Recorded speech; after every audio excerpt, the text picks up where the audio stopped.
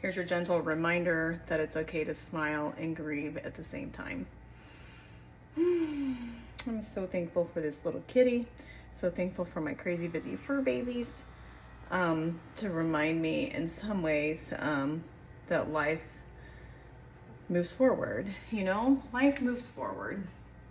And there are many a times that I get stuck and I want to think of the past. And I was dropping Lily off at cheer this morning. It was that song Goodbye Yesterday.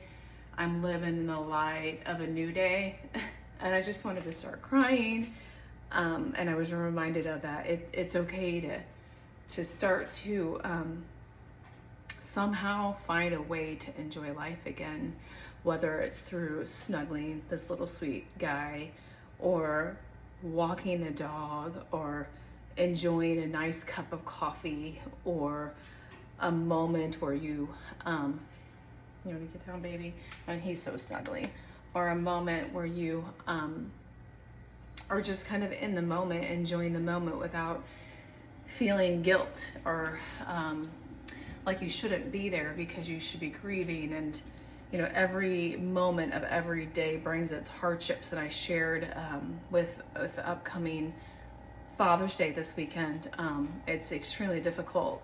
We've been dealing with a lot of raw emotions as we're leading up to this weekend. And every day is just hard.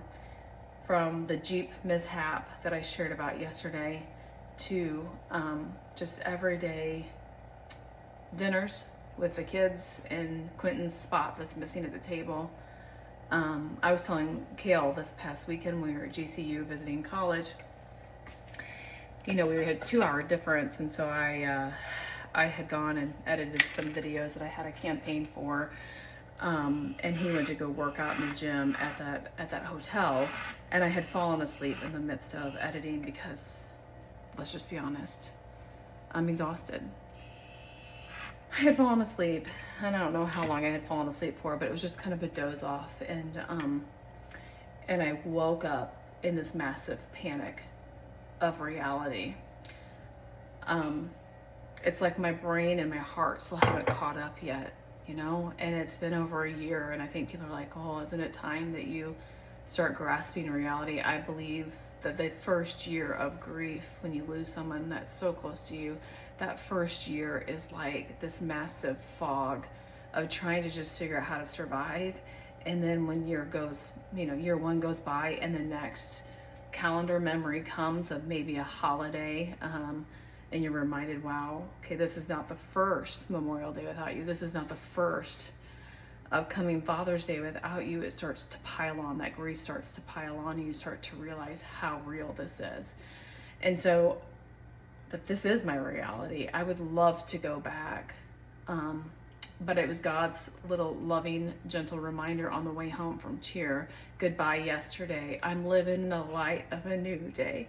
And that's really hard because I start to like unravel all that. Well, how do I honor my husband? How do I honor my children's father? If I'm, living in the light of a new day, like, I'm a very absolute person. Like if I say I'm going to do something, I'm going to do it. And there's this fear of like leaving that behind, which he'll never be left behind. But, so it's undoing a lot of negative thoughts and trying to figure out what this grieving looks like. And knowing that if I'm smiling or laughing with my kids or creating new memories, that it's okay. And so if you're in the process of grieving right now, I want you to remember, like I'm reminding myself, that it's okay to smile and grieve at the same time. It's this beautiful mess of a life that I live, that I can hold grief and I can hold joy and I can hold sorrow and I can hold all the things at the same time and be laughing one moment and crying the next. And for those of you that say, hey lady, get with it, I've had people, you've seen it in the comments too. I've got so many of you that are so kind. So and so I so appreciate that. But there are people in the comments that say, get it together, get therapy, stop sharing your grief online. But I am sharing my grief online because death doesn't have the final say for my husband. His death does not have the final say for my family. Who has the final say is Jesus Christ. and I will sing of his blessings, whether my circumstances dictate that or not. So I will continue to share my grief, because grief is real. It's not like a broken bone that you can go get set and fixed, you know? Like, grief is something that I will carry forever.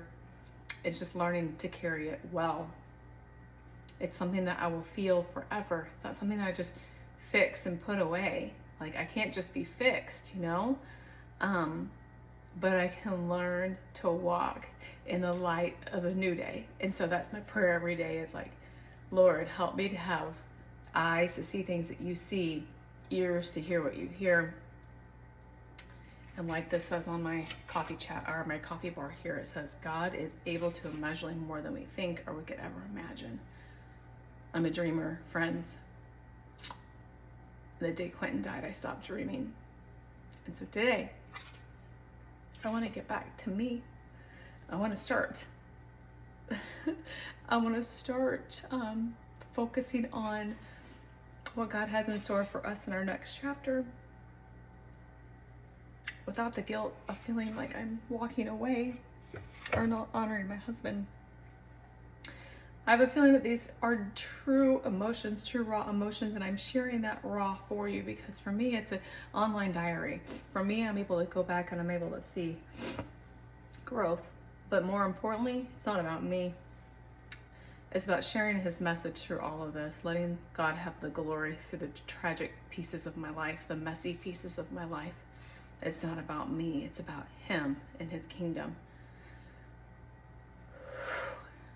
He promises to me he will do exceedingly more than I could ever ask or imagine. Why would I ever question that? Why would I ever get blinded by my circumstances? And why would I ever not think that joy and sorrow and grief and celebration can't walk together? So here's your encouragement this morning. It's okay to grieve. It's okay to smile at the same time. Yeah, the world might think you're crazy, like they often say to me.